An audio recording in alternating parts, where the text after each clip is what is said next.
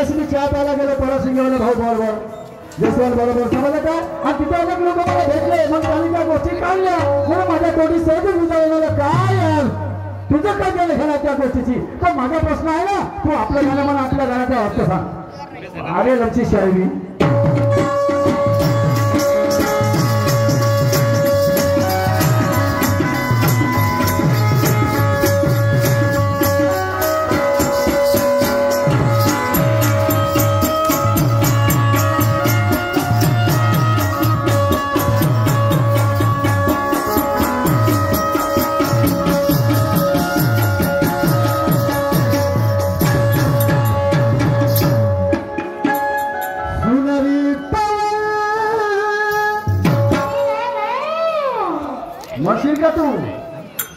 म्हणशील तू माझ्या बेस्टचं गाणं म्हणते का तुला इतकंसं सांगत तुला चॅलेंज सांगतो या ठिकाणी कोणी संगीताचा जाणकार असेल तर मी जे कोणतं गाणं म्हणतो तर ते गाणं माझ्या कोणत्या रागाला आधारित आहे त्याच्या नर्द सांगतो मी त्या रागाच्या नर्द सांगतो समजलं काय आणि मी कधी जे गाणं माझ्या ज्या रागात असेल तर त्याच रागाचा कधी आलाप मारली मी बघेल रागाचा आलाप नाही मारत गाणं याची काय ना आलाप मारता दुसरं शायरी करता याल तुम्ही शिकवता मला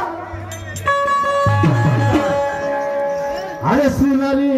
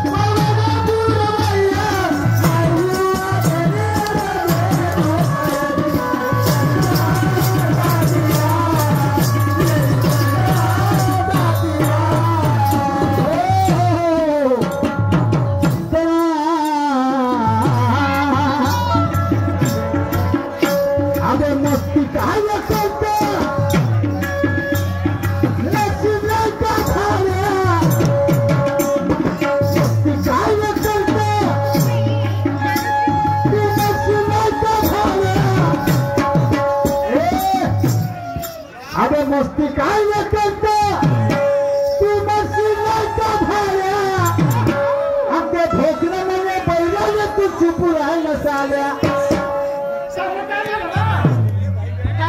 कारखाना ते भोकणं म्हणजे पहिल्याने तू चुप राहायला साल्या तुला अरे तुझ्या आणि बापाचे जाते का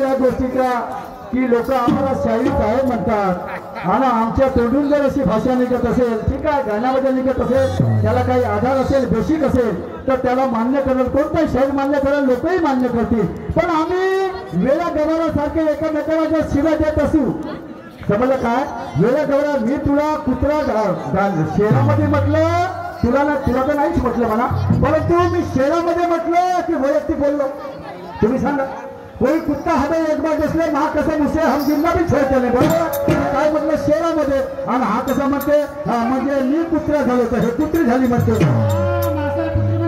कानपट शेकील कानपट लक्षात ठेव वास्तविक कशी निगडीत राहा कधी आणि शायरी करणं शिक पहिले समजा त्याच्यानंतर बोलायचं तोंडाला नको बोलू काय बोलायचं तुला गाण्यामध्ये बोल शेर शायरी मध्ये मी मान्य करेन त्या गोष्टी करतो तोंडाला बोलत असतील तर मग ब्रह्मशाहीला गुरु करून घे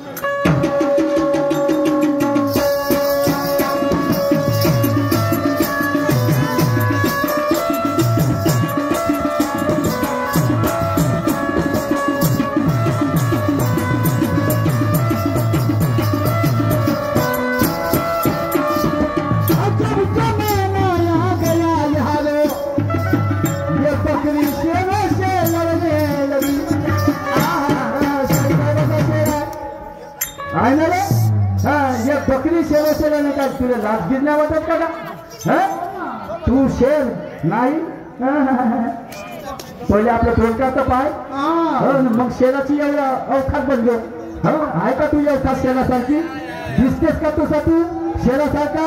बरं तू या रस्त्यामध्ये तुला 2-4 लोक तरी भेटत का? मग कसा तू शेर आणि आम्ही बकरी? थोडीशी लाज शरम ठेव. काम बोललं पाहिजे, काम म्हणलं पाहिजे. मग वा रे वा, असं म्हणा की भाऊ मी शेरामध्ये तुम्हाला म्हणत नाही साहेब, मी फलानाचा आधार देता घर तर मला वाईट वाटलं नाही असं बोललं. मी 10 वेळेस सांगू मग तुला त्याचंच नाव शायरी आहे. बघा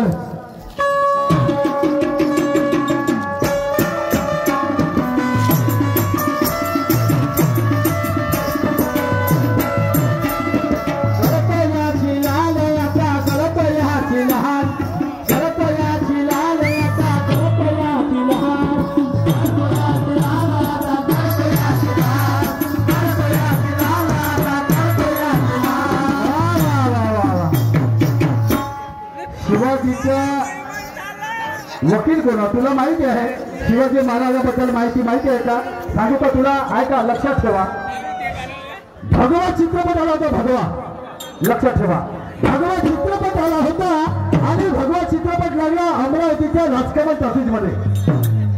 भगवा चित्रपट आला आणि अमरावतीच्या राजकमल टॉकीज मध्ये हा चित्रपट लागला आणि त्या चित्रपटामध्ये दाखवलं गेलं होतं डायरेक्ट त्या दिग्दर्शकाने का शिवाजी महाराज रामदास स्वामीच्या पायावर डोकं ठेवून पाया पडत आहे. हे त्या चित्रपटात दाखवलं गेलं. हे जेव्हा वीर मोहिते पाटील यांना माहिती झालं, यांनी ते पाहिलं दृश्य, ते तुम्हाला सांगतो एवढा मोठा चाकू घेऊन टॉकीज मध्ये गेले आणि चरचरत पडदा फाडला चित्रपटाचा. त्यांना त्या ठिकाणी अटक झाली. वीर मोहिते पाटलाला अटक झाली आणि पंजाबराव देशमुख उपके भाऊसाहेब हे तुरंत गेले आणि एका 2 घंट्यामध्ये मोहिते पाटलाला सोडवून आणलं. काय बरोबर आहे मी बोलतो ते? सांगा इतिहास. तुला त्या माणसाचं नाव नाही. अफजल खानचा वकील कोण होता? शिवाजी महाराजांचा वकील कोण? तुला माहित आहे का त्याचं? अरे वा, शिवाजी महाराजांच्या नावाबरोबर जिचा जय जयकार होते, भवानी जय शिवाजी म्हणता की नाही? तुम्ही म्हणता की नाही? माहित आहे ते कोण भवानी आहे म्हणून? ते भवानी कोण आहे म्हणून माहिती आहे का? भवानी आणि हिराबाई ह्या दोघ्या बहिणी होत्या. राजमाता दिला गोविंदराव पानसरेचं पुस्तक गोविंदराव पानसरेच्या पुस्तकात वाच शिवाजी महाराज कोण होते, शिवाजी कोण होता. वाच, तुला लक्षात येईल. ह्या दोघ्या बहिणी होत्या सिद्धखेडच्या राजमाता जिजाईच्या माहेरच्या. समजलं का? राजमाता जिजाला जेव्हा अतिसार झाला तर त्यावेळेस राजमाता जिजाईने शिवाजीची देखरेख करण्यासाठी दोघ्या बहिणीला आपल्या महालामध्ये बोलवलं होतं. समजलं का? आणि त्यांचा विवाह करून दिला. भवानीचा जेव्हा विवाह करून दिला राजमाता जिजाईनं, आणि त्यावेळेस तिला जेव्हा स्वान केलं लग्न केल्यानंतर पुण्याच्या एका गरीब मुलाला त्या पोरगी दिली आहे. गरीब मुलं आजही त्यांच्या घराला कायम आहे. समजलं का? वाचूनचा पाय शिवाजीचा खरा इतिहास मग समजेल तुला. आणि म्हणून राजमातेला त्यावेळेस तिला जबान दिली राजमाता जिजाईनं. म्हणे भवानी लक्षात ठेव, म्हणे तुझे लई उपकार आहे. माझ्या आजारपणामध्ये तू माझ्या शिवबाची उपकार केली आणि माझा मुलगा तुझ्यावर खूप प्रेम करते, तुझंही माझ्या मुलावर प्रेम करते. पण जेव्हा म्हणे शिवाजी महाराज राजा बनेल आणि त्याच्या नावाचा जय जयकार होईल तर त्याच्या नावाबरोबर तुझ्याही नावाचा जय जयकार होईल. समजलं? हे भरपूर लोकांना माहिती नाही. समजलं काय? हे शाहीर साहेब जर असं काही सांगत असाल तर मानित तुम्हाला. समजलं काय? मी खऱ्या गोष्टीला खरं म्हणणारा माणूस आहे. पण हे असं आडवतीने बोलून टाइमपास नको करा.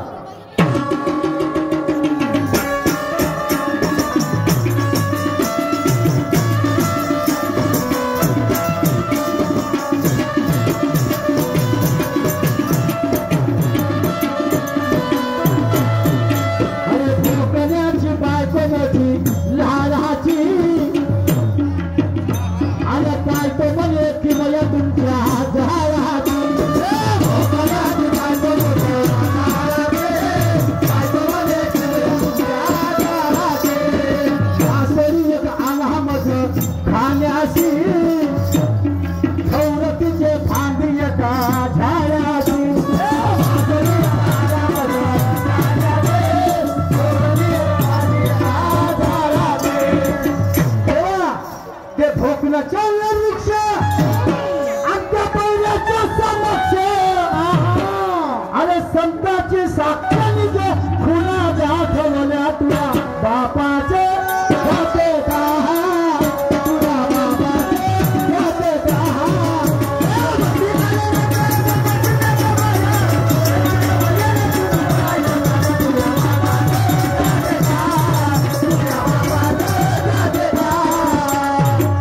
आहेत पुन्हा प्रामाणिकपणे सांगतो मी या ठिकाणी ना तुम्हाला साध्या म्हणत ना भोकणं म्हणतं काय माझ्या गाण्याला आधार आहे समजलं का तुकाला माझं जगद्गुरु तुकोबारायाचं अध्यात्म आहे त्याच्यामध्ये आंधळा आणि बडील बधीर म्हणजे महिला आंधळा आणि बधीर यांची वाक्यता आहे संतांच्या गोष्टी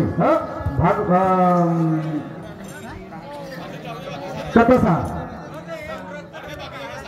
याच्यामध्ये ते गोष्ट आली आहे आणि त्याच्यामध्ये एक आंधळा व्यक्ती राहतो तो कोणी समाजाचा त्याची बायको म्हणते माझी मासोळी खाण्याची इच्छा आहे ते मासोळी मला आणून द्या आणि त्याच्यामध्ये आपल्या बायको प्रेम राहते ते म्हणते कुठं आहे मासोळी तर ते सांगते ते मासोळी म्हणजे एका झाडावर आहे सत्याचा अध्यात्म आहे समजलं का आणि म्हणून तो भोकणा व्यक्तीच्या झाडावर चढते त्याला डोळा म्हणते लेखा म्हणते पहिले डोळे नाही आहे आणि त्या झाडावर चढते त्यामध्ये मरशील ना तेव्हा तो भोकणा म्हणजे त्याला तू चुप राहणे झाले तुला का त्यांनी घेणार बोली तर नाही बरी मा बायकोला मासोळी नेऊन द्यायची आणि नेऊन द्यायची समजलं का भोकणं चढलं वृक्ष ते बैलाच्या समक्ष आणि संताची साक्ष मी जर गुन्हा दाखवल्या बापाचं काय जातं का हे माझं गाणं आहे समजलं मी तुला म्हणत नाही आहे प्रामाणिकपणे सांगतो तरी लावून घेत असेल तर तुझा भाग आहे मी त्याच्याबद्दल काय नाही आता राहिली गोष्ट संक्रांतीची तर संक्रांतीच्या दिवशी मातोश्री रमायला टीव्ही झाला होता क्षय रमायला टीव्ही झाला होता आणि घरी घरी